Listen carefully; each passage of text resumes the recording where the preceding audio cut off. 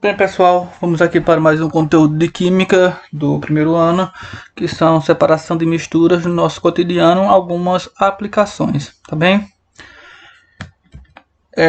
Já estudamos que as misturas elas podem ser homogêneas e heterogêneas. Sendo elas homogêneas, tem os tipos de componentes que eu posso montar essa mistura, sendo eles sólidos e líquido, líquido e líquido, gás e sólido, e sólido e sólido. Assim como as homogêneas, que eu posso montar usando sólidos e líquidos, líquidos e líquidos, e gás e gás. Para cada uma dessas misturas heterogêneas e das misturas homogêneas, eu vou apresentar alguns métodos de separação de misturas, como catação, ventilação, separação magnética, dentre outros. Iremos abordar a seguir algumas delas e algumas aplicações no nosso cotidiano, assim como em separações de misturas homogêneas. Por exemplo, sólido e líquido, eu posso fazer uma evaporação ou destilação simples, líquido e líquido, uma destilação fracionada. Então, vou apresentar algumas aplicações diretas no nosso cotidiano. Uma primeira separação entre sólidos, que é arcamente utilizada na comunidade, é a catação. É um método muito rudimentar, um método muito antigo, utilizado no nosso cotidiano, quando as nossas mães, nossas vós vão catar feijão, separando algumas partículas de outras para poder cozinhar, tá certo? Nessa separação, ela está separando dois componentes sólidos.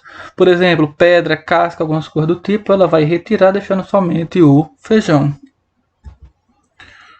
Um outro método também bem arcaico que vocês conhecem é a ventilação. Quando o pessoal na zona rural eles batem feijão, tá certo?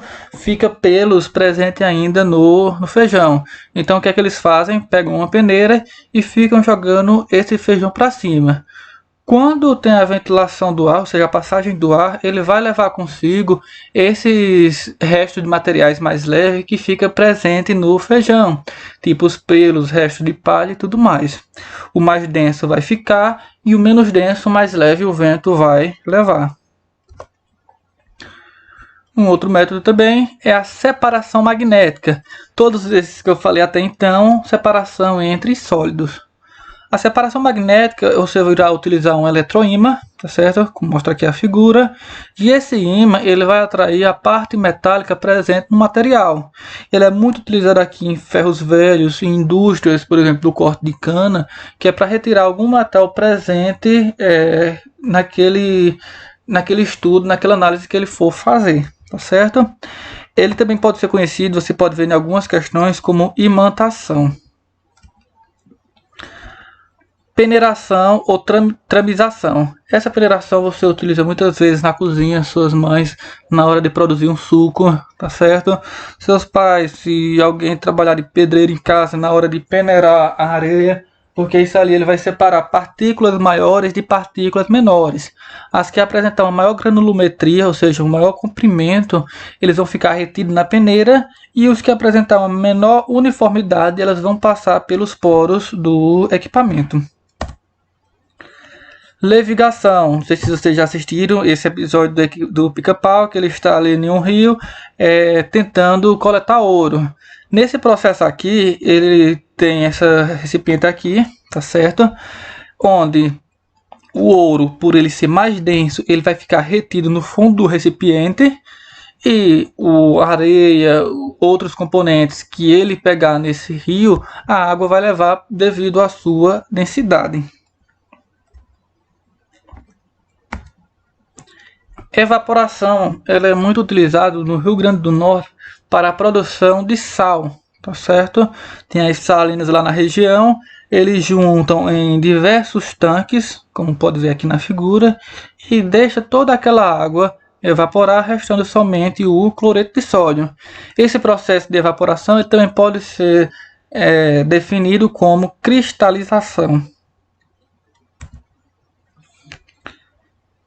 A filtração, ela estudamos semana passada também, ela é um método muito utilizado no laboratório para separar partículas sólidas de partículas, no caso de moléculas que estão no estado líquido. Então aqui, quando você vai preparar o seu café, tem uma parte em si que ele vai dissolver na água, tá certo? Mas tem outra parte sólida que vai ficar retida aqui no papel filtro.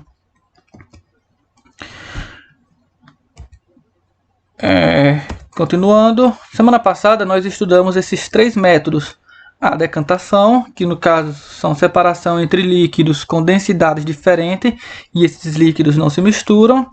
A destilação simples, onde um líquido ele vai evaporar e aqui do recipiente vai ficar a parte sólida, ok? E a destilação fracionada, onde em cada temperatura você vai evaporar um líquido ou uma substância diferente, tá bom? Vamos aqui para alguns exemplos. Uma maneira rápida e correta de separar uma mistura contendo ferro, sal de cozinha e areia é, na sequência, então eu tenho uma mistura contendo sal de cozinha, né? Um certo pó de ferro e areia. Então, qual seria a forma correta de eu separar esses componentes? Inicialmente, eu vou fazer um processo de imatização, ou seja, eu passar um ímã de todo esse material para poder retirar o ferro. Depois que eu passar esse ímã, eu vou adicionar água na mistura. Por quê? Com qual intuito? Quando eu coloco água junto de areia e sal, todo aquele sal que está presente ali no material vai dissolver na água. E quando eu passar por uma filtração, a areia vai ficar retida no papel filtro e a água com sal vai passar por esse papel filtro, ficando lá no fundo do recipiente. Pegando essa minha água com sal agora, eu vou destilar, ou seja, vou evaporar toda aquela água, ficando somente com o sal. Então aqui eu teria a minha resposta, letra C. Inicialmente eu passaria o ímã para retirar os pedaços de ferro, depois adicionaria a água na mistura, onde o sal ia se misturar com a água, filtraria, retirando assim toda a areia da mistura, e na sequência eu fazia uma destilação para separar a água do sal.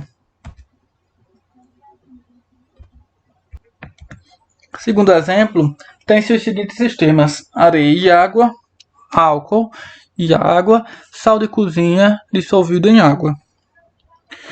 Cada um desses sistemas foi submetido inicialmente a uma filtração em um funil com papel e em seguida o líquido resultante filtrado foi aquecido até total evaporação.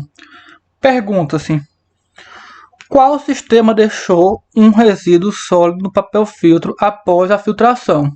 O que era esse resíduo?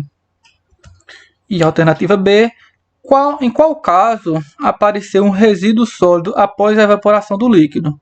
O que seria esse resíduo? Desses 3 sistemas aqui, areia e água, álcool e água, sal de cozinha dissolvido em água, o único que apresenta partículas no estado sólido é areia e água. Então, quando eu passar essa areia e água por um papel filtro, esse sistema 1, essa areia vai ficar retida no papel, passando somente por esse papel a água, tá certo? Então, esse resíduo que ele pergunta seria a areia. No caso, na segunda questão, na letra B, ele fala que realizou o processo de filtração, depois uma destilação, uma evaporação do líquido. Quando esse líquido evaporar por completo, o único resíduo que vai ficar vai ser o sal, porque o sal ele não vai conseguir evaporar.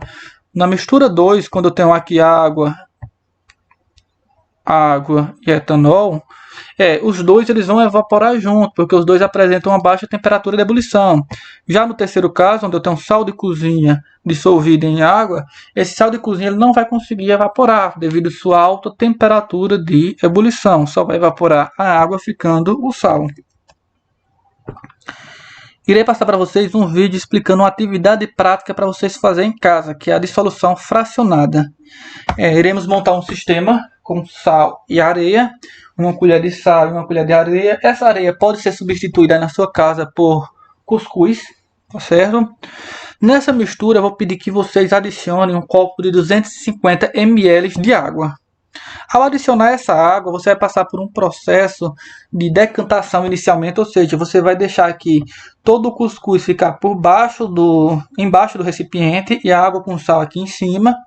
Irá fazer um processo de filtração e essa água que passar aqui, você fará uma vaporização, seja no fogo, seja no fogão, você colocar em uma panela e fazer com que essa água evapore, ficando somente o sal, seja na temperatura ambiente, onde você vai colocar esse recipiente contendo água e sal no sol até a água todinha evaporar. Iremos fazer adaptações para montar esse funil com uma garrafa PET. O papel filtro, nós iremos montar ele com guardanapo ou com papel toalha, tá certo? Então vamos adiante. Então, qualquer dúvida, entre em contato pelo WhatsApp ou pelo Instagram Relatos de Professor, tá certo? Então valeu, bons estudos, espero dedicação total nessa atividade que vou enviar para vocês.